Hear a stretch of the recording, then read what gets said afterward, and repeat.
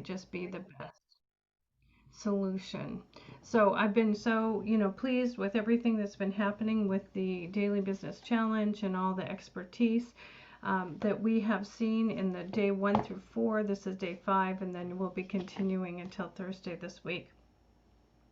Activate your soul power and find bliss. I wanted to give you guys the opportunity just to kind of rest and reflect. What my specialty is to help clients retell the story they tell themselves. So if it's something from your past that continues to just drains your energy, if it's something that you're currently going through that you're finding frustration with, or even if it's something in your future that is kind of you're worried about, or that's bringing you out of the present moment, then those are all the things that I help clients solve. It's so interesting that I would have such trouble getting on this live today, even with my schedule kind of evaporating for me. And how can I find bliss in the middle of this? So maybe that's exactly what I'll use as the example. So again, my name is Dani Green. I'm a certified hypnotherapist. I also officiate weddings and funerals. I've written a program called the Soul Power Experience, and then also one and done weight release. But we're going to be talking about the Soul Power Experience. The very first lesson that I wrote has to do with life, love, power, and wisdom. Light, love, power, and wisdom. The very 12th lesson I wrote in the program has to do with bliss. So I'm kind of getting, the best beginning and the best way to end in this one live today. So in your workbook, if you want to turn to day 5, and I'll be stating the workbook questions for you if you don't have that. So the first point is to imagine light, love, power, and wisdom as flowing from and through your body. So the reason I wrote this content for the very first session of the Soul Power Experience is in my own life. I discovered how important these concepts are, so I wanted to include it. So I'm going to explain each of the concepts, and then we're going to take just a few moments of meditation so you can feel how good it feels to have these things flowing, understanding that they're flowing to you, they can fill you and flow from you. And so light. In the Christian Bible, Jesus said, I'm the light of the world. And then later Jesus said, you are the light of the world. And that is just such a compelling truth that we literally are the light of the world. And when I was first studying this concept, I understood that we have biophotons in our body. We literally have light energy in our body. Maybe not as much light energy as, the fish in the deep ocean, but if you imagine an infrared sensor sensing in the dark, who's where, you can see the light of our body if you imagine that. So it's a true reality. There was a study done that people in meditation could actually raise their biophoton levels just by imagining their own light. So my journey with the light happened on October 31st, 2013. I had stayed home from work that day because I was just needing some truth that would kind of fill me up and buoy me up for the job that I had at the time. And I read a book called The War of Art by Stephen Pressfield. And in that, he said, the part you create from is unsullied, uncorrupted. It cannot be touched by anything your parents did or society did. And all of a sudden, in the turmoil that I was in on that day, I realized there was a part of me, within me, that is okay. I finally realized that I've always been okay. I am okay today, and I will always be okay in the future, no matter what. And I've relayed this story before, and people have said, well, could you use a better word than okay, something a little bit more exciting? But I want to tell you, I felt so good to finally feel okay. And when I realized that nothing that had gone through in my life could change the fact that I've always been okay. I grew up with a bipolar alcoholic single mom who raised 4 children. I moved out to Washington State when I was 13 to live with my dad and stepmom. And blended family has its own issues as well, even though we're very nice people. Thank you very much. Um, and so I'd already gone through kind of a lot of turmoil, and you always try to kind of find your place. And I realized that I had been okay through all of that. And then in the present moment, I was just wondering if God was even with me, and I was a pastor at the time, so that was kind of a really big question. And then knowing that my future was going to be okay too, that I'd get through the situation that I found myself in. Then we went to India for our daughter's wedding, and that was in 2013. So now let's jump ahead to January of 2015. I had just resigned my church job on December 31st, 2014. We went to India for our daughter's wedding. And our son-in-law to be had a little cultural night for us and explained how to greet everyone in India. And so you say namaste. And I didn't even really know what that meant. So obviously I hadn't been to yoga very much. And he said, the divine in me greets the divine in you. And I literally thought that is the nicest thing that anyone has ever said to me, to recognize my own divinity and the divinity of all people. It was just like this explosion of this worldview change that I realized everyone is divine. They just don't know it yet. And that really, really helped me to just find love for myself and love for others. And then when I came home from India, I read a book called The Science of Being Great by Wallace Wattles. And he said, obey your soul.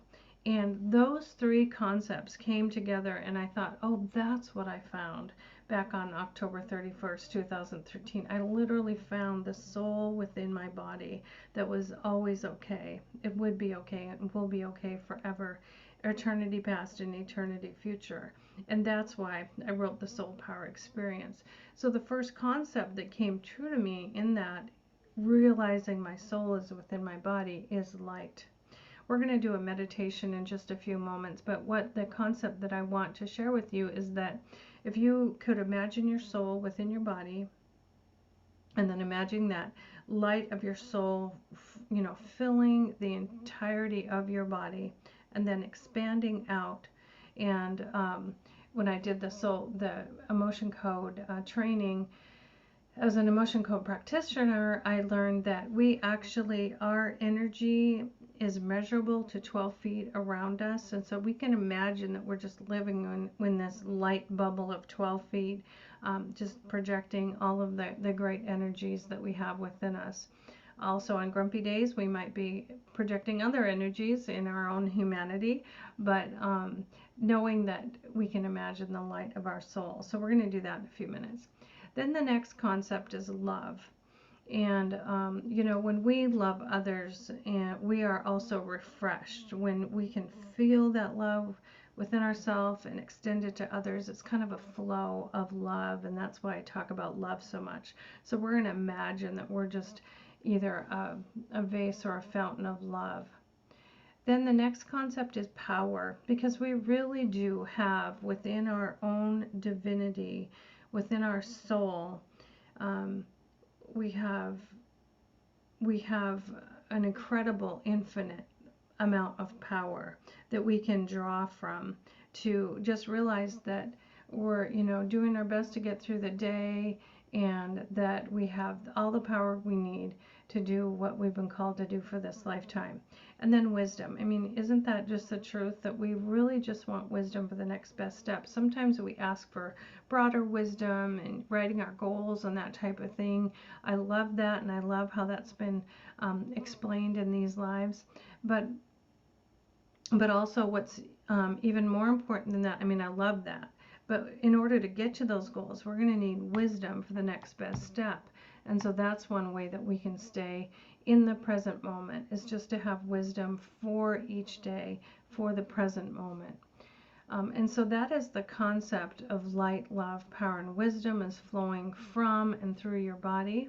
And so the other thing too is I used to spend a lot of time praying, and that's fine, and I do pray, but it's kind of exhausting because the needs of the world and even our own needs, the needs of our family, the needs of our world. I mean, we could just sit and pray forever, and but what I do now is I actually use these four concepts as my prayer because I fill my body with light, and I send that light out to those who really are in darkness in this present moment that really need light. Um, I send out, I fill my body with love as given to me by infinite love or source or God or whatever your best term is. I fill my body with love, and then I just literally imagine my love being sent out to the world. Um, I fill my body with power, and I send that power out, especially to those who are despairing of life.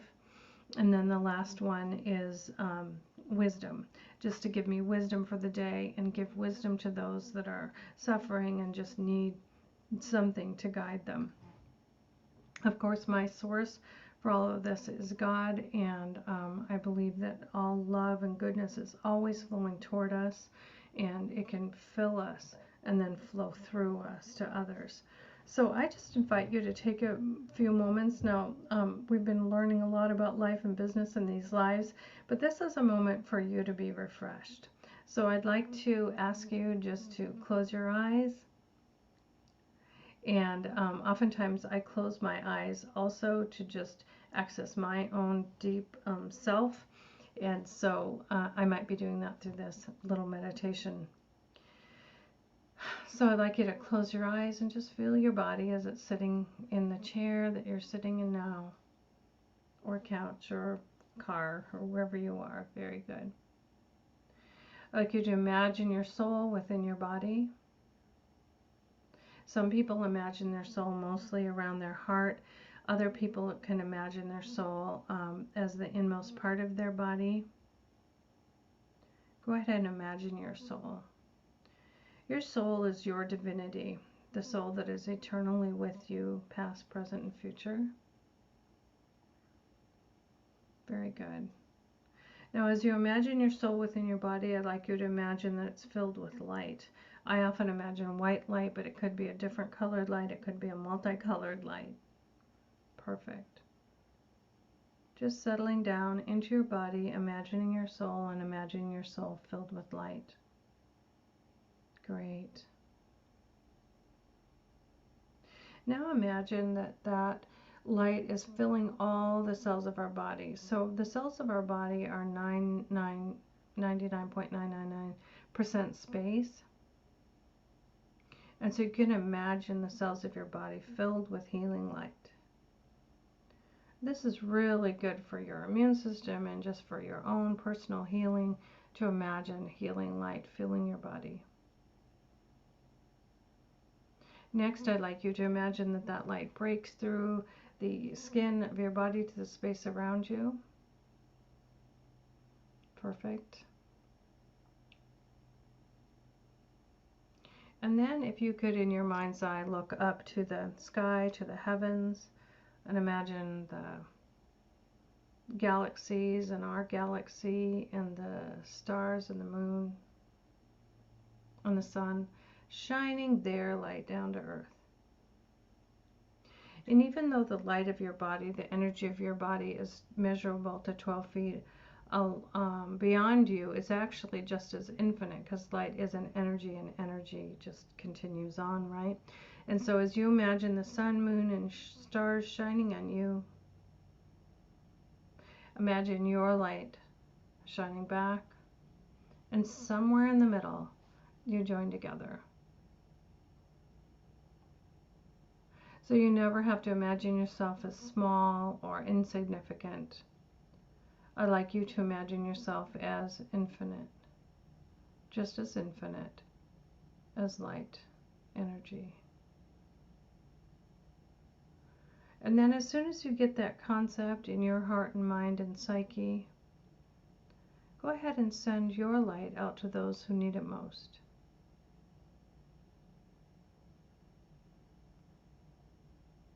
And know that your energy is now moving through you to others. And infinite love is just going to send your intention of light out to those who need it most today.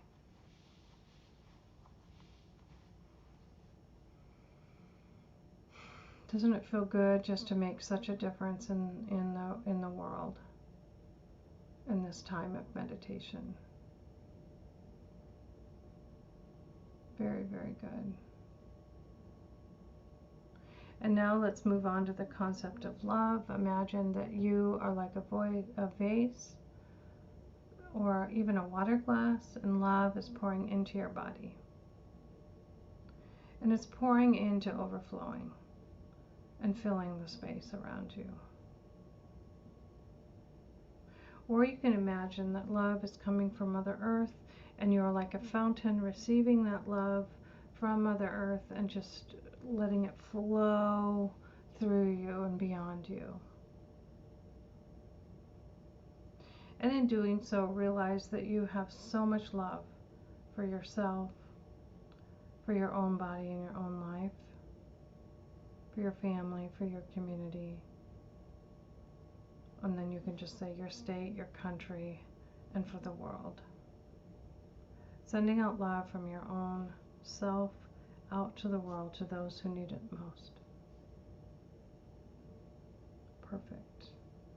And energetically, that love is flowing from you to those who need it most. They're going to feel loved and they're going to feel stronger.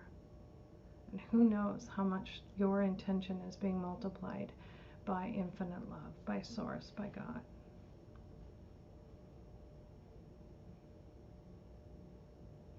Perfect.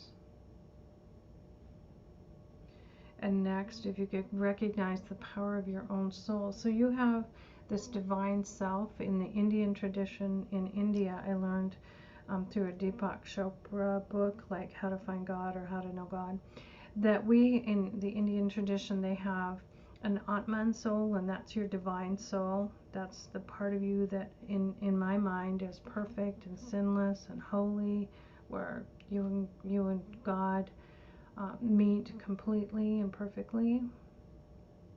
Doesn't that feel good to know that? And then there's this Jiva soul. The Jiva soul is the part of you that's evolving with each lifetime. So that's, I would say, is your humanity. You know, we're all doing the best we can from day to day, and we struggle and we make choices that, you know, don't always benefit us or others. But that's just the best we need to do with everything that we've, you know, been dealing with in this lifetime or in prior lifetimes. And so our humanity, our Jiva soul, is evolving toward love. And then our Atman, or our divine soul, is already there and is just always there for us. So you realize how much power there is in just our own divinity and the level of evolution toward love that we are at in our lifetime. I'm not the same person I used to be, and you know, I'll you know, be better off even tomorrow, especially if I could keep my schedule, as didn't happen today, but we'll address that in a minute. Okay, so now you've got this power. And one of the things about power is that I have power in my life to do good, and I want to send that same power, that same divine power, that power that's, you know, changing our humanity to evolve toward love. I want to send that out to those who need to make good choices today. There might be some that are making choices that will hurt themselves or others, and we just want to send good power for good, the good of humanity, the good for this planet. We want to send that goodness out, the power of goodness out from our own lives. Let's take a moment to do that.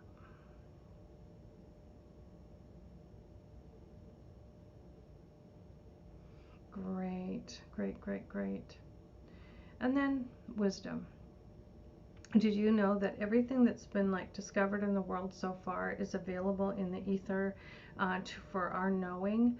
And so that's so cool. There's so much wisdom available to us now. That's just infinite, really, but that's still growing. And then not only do we have access to all known wisdom through, you know, infinite love, but we also there's more to be revealed. There's more to be revealed in our own life for our own well-being and for the world. And so just know that you're accessing known wisdom and yet to be revealed wisdom. You know how sometimes truths just drop in your heart and you didn't know them before? That happens to me a lot. And I hope to write a book about it someday. And so we're just praying for that wisdom. We're thanking Source for the wisdom that we do have and asking for additional wisdom for the present moment. We understand that in our own lives and the lives of our family and our community and the world, that we just do need wisdom for the next best step that would benefit ourselves, each others, and the human family and the planet. So we're just sending that wisdom out now to those who need it most.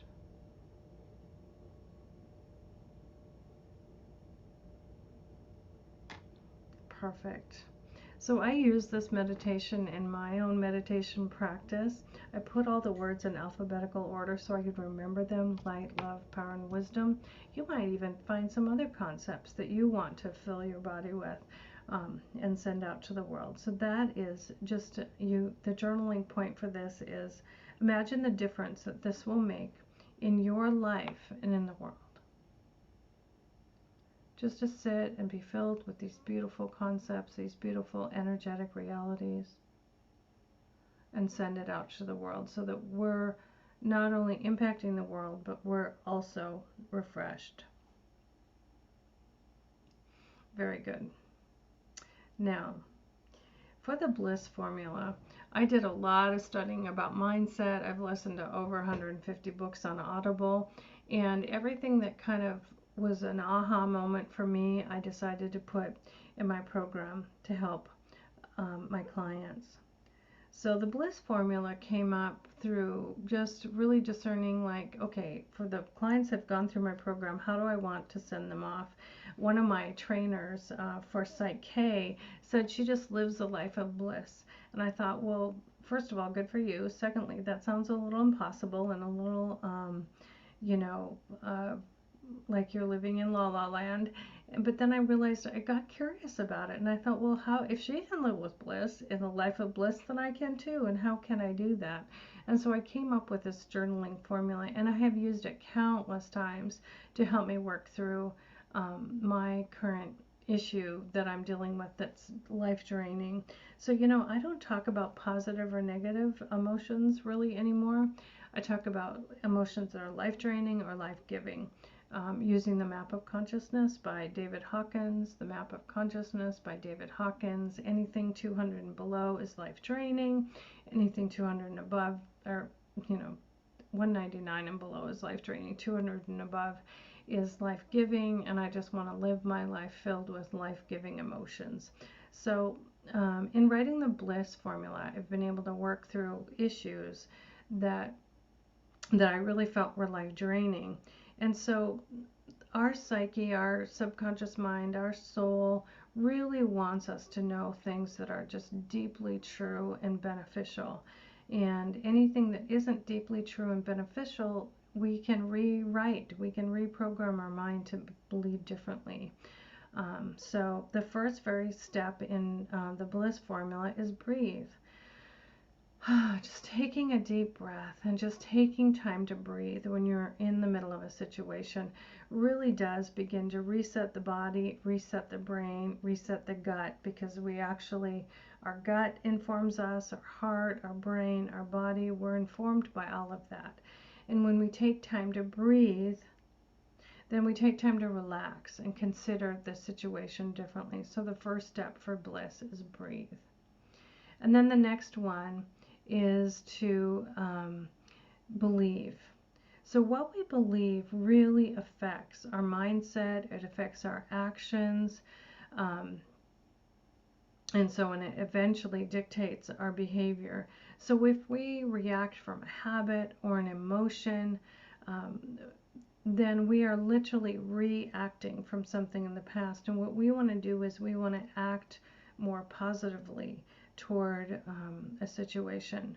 So I'd like you to write down a recent belief that when expressed felt negative or judgmental toward yourself or others. So I was judgmental today about my inability to be on this live at noon. I felt it reflected poorly on me as a professional. It reflected poorly on the other presenters for the Level Up program that we're doing, and it made me feel really frustrated. So that's my current situation. I want you to give you a moment to write down something you're currently working through.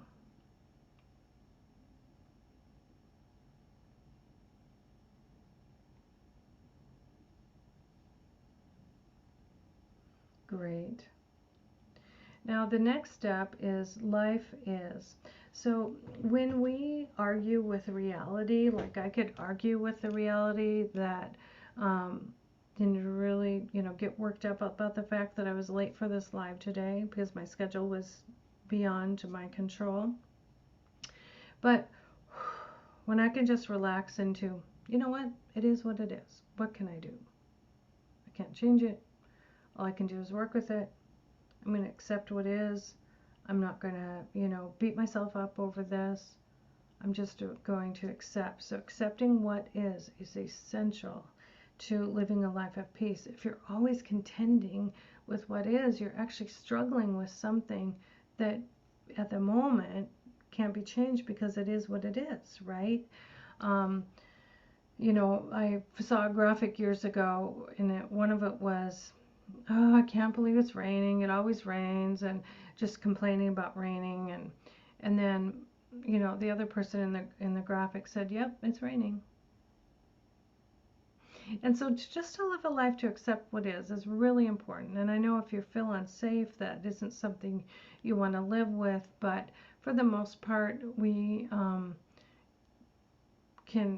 have less emotional striving if we can accept what is. Okay. So when we complain about the weather or traffic or other people, we activate a sense of dissatisfaction in our bodies. So write down an issue that you are struggling to accept. So you've got an issue, and what about that are you struggling to accept?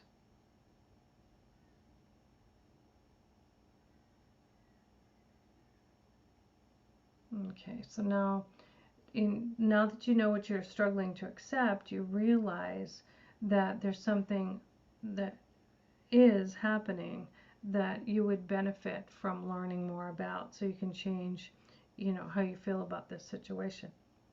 So here we go. Breathe. Believe life is simple. So our left brain, the one that keeps our calendar, is kind of bossy. I mean, obviously it tells us what to do each day, but it gets a little bossy. It gets a little chaotic. We think a lot about what if and what will happen, and we, keep in mind everything that we have to do for the day, and our life gets a little chaotic, wouldn't you agree? But our right side of the brain, that's a little bit more intuitive, it's a little bit more sensitive to spiritual realities, it's more creative. It can find something really, really simple about a situation. So let's just take a moment it says, we can perceive life as complicated and chaotic, but we can also close our eyes and ask universal God, source, or infinite love, what is simple and more deeply true about the situation you're facing? So we're going to ask what's deeply true.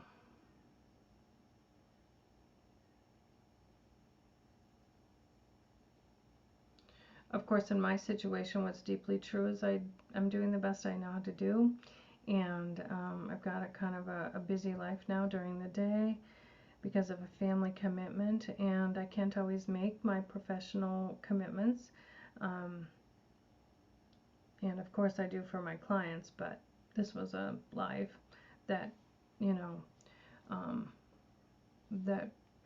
will have to be more flexible today than I had imagined. So I'm doing my best. That's my simple reality. So what's your simple reality about what you're struggling with? Just imagine what's deeply true, even more true than the chaos that you might have in mind, that you're now letting go of because you're discerning what's deeply true, asking your soul or source to reveal it to you now. What's deeply true? What's simple? One time I was helping a friend and they just didn't seem like there was a solution to their problem, because every solution that was discussed just didn't seem to be a way to solve it. And I just said there's always a solution, but sometimes we just have to wait for it. So if you can't think of anything simple today, you can just ask the source to reveal it to you soon. What is simple and deeply true about the situation that you've named? Perfect. The next is the word and, the ampersand. I have that as a tattoo because I remember that it's always important to connect with people. And I actually copied this tattoo from my daughter because she remembered that she's never alone. She's always got people. There's always people that she can turn to. For me, it's the importance of connecting with the others. So I like to use the ampersand. So the and in bliss is everything belongs. Even this situation belongs in your story. So changing your perspective will make all the difference. Are you willing to change your perspective? So for me, am I willing to just accept that I was late for the live today, and accept that I did my best, and pray for grace with the other leaders and the people that were looking forward to a 12 o'clock live? Am I willing to accept that? Yes, I am. Because it belongs to my story. Perfect. And then the next step is, how can we be satisfied with that simple reality? So we are naturally unsatisfied. So our whole evolution, as a species, really, we had to be kind of unsatisfied with the status quo, or we wouldn't be reaching for, what Henry Ford was unsatisfied with horse and buggy, so he put an engine on it, that type of thing. We're unsatisfied not to reach the moon, so we built a rocket. And, what I'm saying is, like, we're naturally unsatisfied, which is part of our evolution in order to reach for things that we don't have. Perfect. Well, that's fine. But feeling unsatisfied is really, really uncomfortable. It really creates stress. It creates, probably affects our immune system. It affects our relationships. So the more often that we can be deeply satisfied with what is, the better we are off in many, many ways, physical, emotional, spiritual, as we're waiting for things to kind of evolve in our own lives. Most of our suffering is because we want something that we don't have. Looking for meaning and gratitude will help us be satisfied with what is. Write down what is satisfying about the simple truth you've discerned. So for me, knowing that I've done the best I know to do with the limitations I had today just brings me back to a place of self-love. No matter what other people might think, no matter if people were disappointed or frustrated with my schedule snafu today, I really love myself, and I know I've done my best. I just let that self-love sink into my gut, and I can just let it go, walk away. So how can you be satisfied with what you've discerned as simple and deeply true? Just give you a moment to figure that out.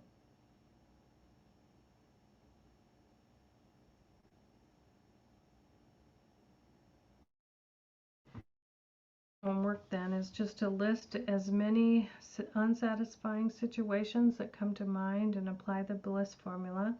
meditate on what is simple and satisfying, and experience love, joy, and peace. So we're talking about the map of consciousness, and by David Hawkins. Look it up. And the top emotions are love, then even higher than that is joy, and then even higher than that is peace energetically. I mean, you know, love, I talk about love all the time, and I do really, really, really, really work to live a life of love and to have self-love and to send love wherever I am and talk about love all the time. That's fine, but even higher than that is joy.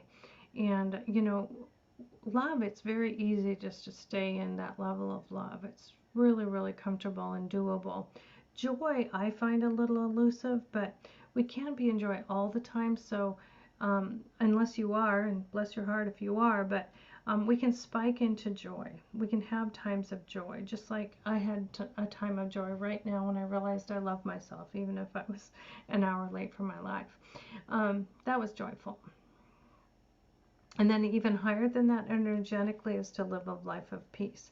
And I really feel like the bliss formula helps people live lives of love, experience deep truth with it, which is joyful, and most of all, just live a life of peace. And then what's even higher than that is like a state of bliss that's so high that you can't even speak. I mean, I've been there a few times, but